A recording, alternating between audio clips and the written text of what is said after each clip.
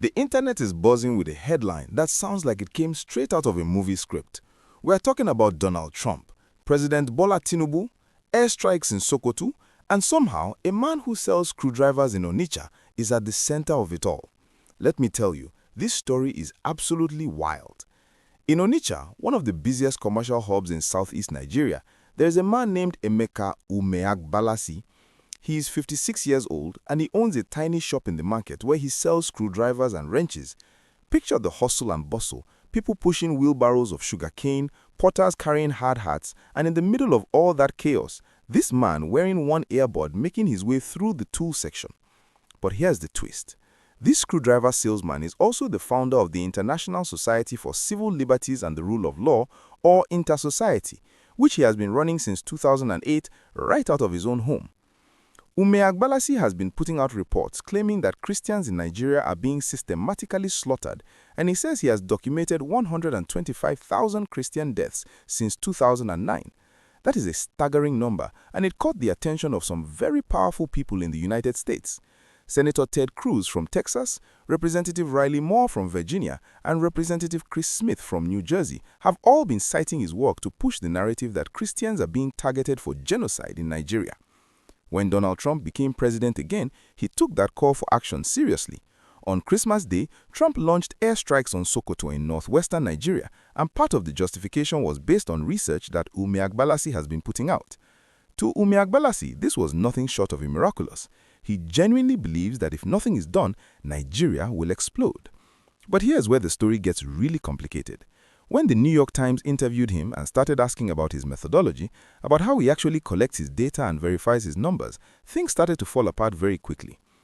Umeagbalasi admitted that he often does not verify his data. He said his research is mainly based on what he calls secondary sources, which include Christian interest groups, Nigerian news reports, and Google searches. Yes, you heard that right, Google searches. This is the foundation of research that influenced American foreign policy and resulted in military strikes on Nigerian soil. He also said that he rarely travels to the regions where these attacks actually happen.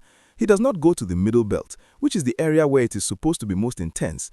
Instead, he sits at home and relies on news reports and information from groups like Open Doors and Truth Nigeria, which was founded by a filmmaker and evangelist from Iowa. Let me break down how Umeagbalasi determines whether victims are Christians or Muslim, because this is crucial.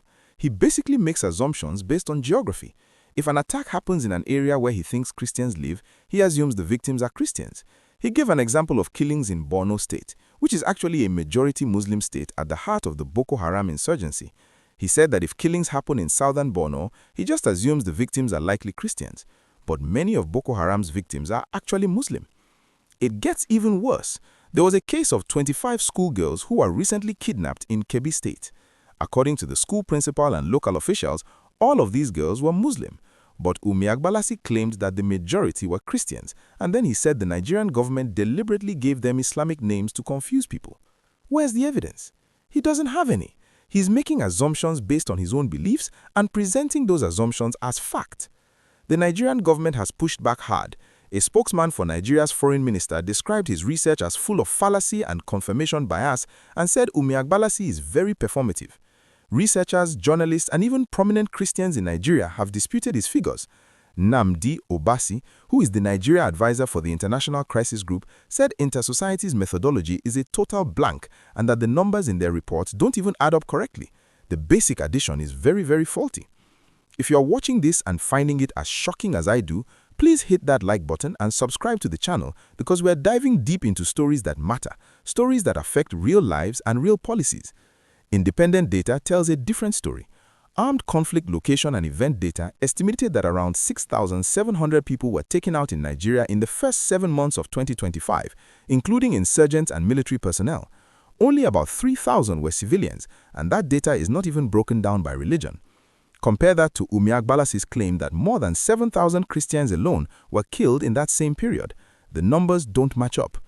Bishop Matthew Hassan Kuka, the Catholic Bishop of Sokoto, the very state that the US bombed in December, said focusing too much on the data about Christians obscures the real issue.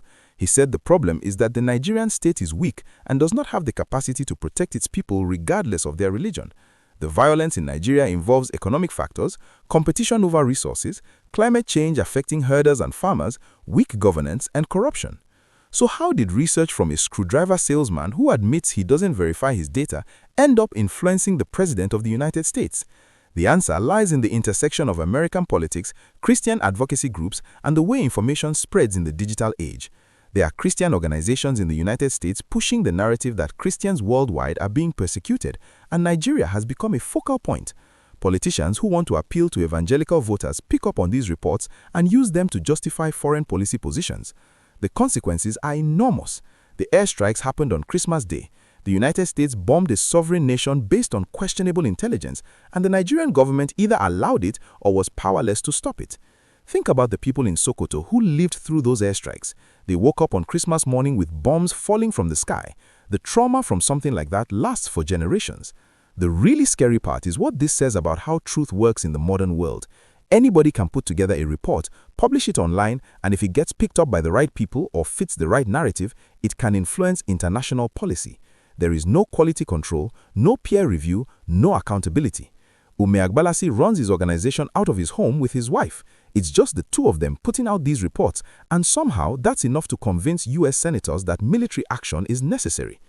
Make sure you subscribe and turn on notifications because we are going to keep following this story. This is the kind of reporting that mainstream media sometimes glosses over, but we're here to give you the full picture.